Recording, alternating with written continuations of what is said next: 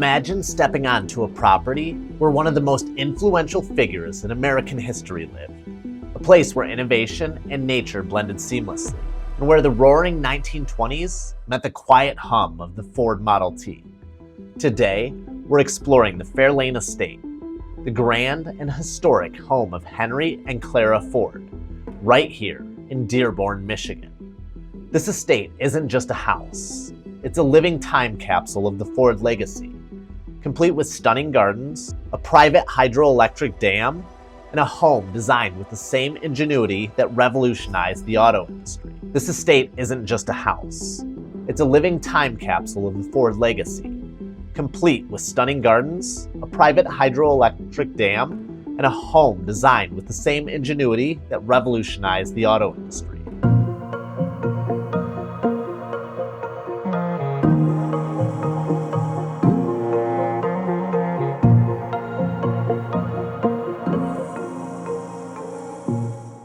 I'm Chris Hubble with History Loves Company, and today we're uncovering the fascinating story behind Fairlane Estate, from its very beginnings to its lasting impact. Let's step back in time. Fairlane wasn't just any home. It was the personal retreat of Henry and Clara Ford, a 1,300-acre estate built in 1915 along the Rouge River in Dearborn. The name, Fairlane, was inspired by the area in Cork, Ireland, where Henry Ford's ancestors originated. By the time this estate was built, Henry Ford had already changed the world with the Model T and the moving assembly line, revolutionizing transportation and industry. But while Ford was the master of efficiency, his wife, Clara Ford, had a deep love for gardens, architecture, and a life well lived. Fairlane reflected both of their passions. It was a home that combined modern innovation with natural beauty. Designed by renowned architect Frank Lloyd Wright's apprentice, Marion Mahoney Griffin, and later finished by Joseph Nathaniel French, the mansion was a masterpiece of the Prairie School style, with strong horizontal lines, limestone construction, and the arts and crafts influences throughout. The Fairlane Mansion boasted 56 rooms spread across 31,000 square feet, a massive home even by today's standards. Inside, it featured hand-carved woodwork, stained glass windows, and intricate stone fireplaces. One of the standout features was Henry Ford's private laboratory, where he continued his experiments in agriculture, fuel, and mechanical engineering. Ford never stopped inventing, even in retirement. Clara, on the other hand, ensured the home was a warm and inviting place. She oversaw the gardens and decor, filling the estate with English-style floral designs, antiques, and cozy spaces that balanced out the industrial might of her husband's work. Beyond the house, one of the most fascinating elements of the estate was its hydroelectric power station.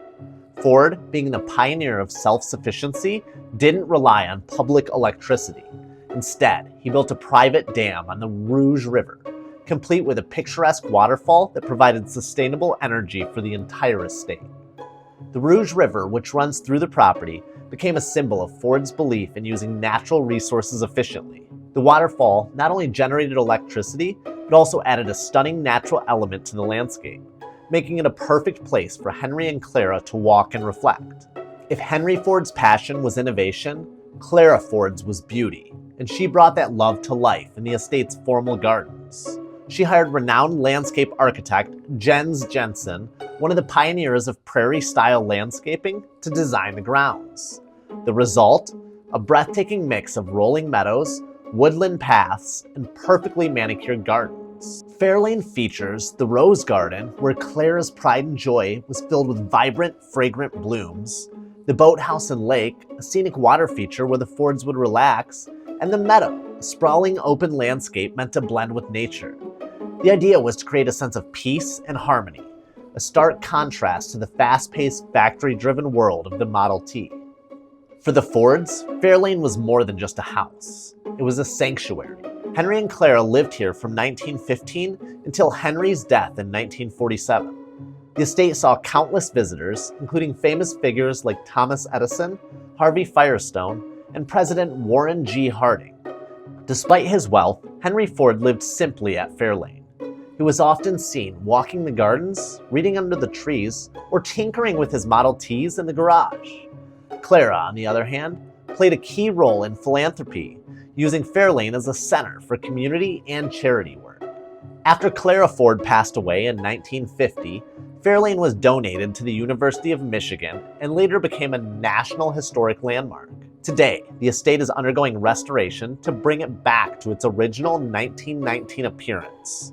Visitors can explore the gardens, riverfront, and even tour parts of the mansion, experiencing firsthand what life was like for the man who put the world on wheels.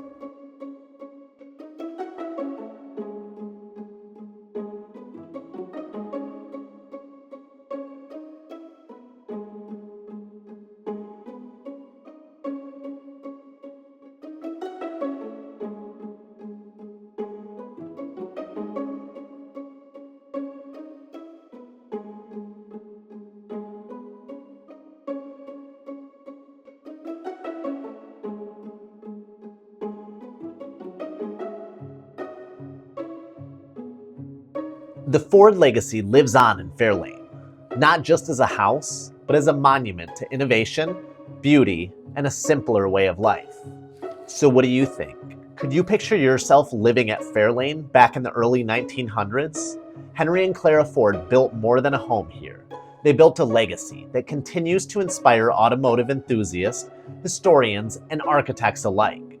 If you love historic homes and want to see more iconic properties, make sure to subscribe to History Loves Company and hit that notification bell so you never miss a video.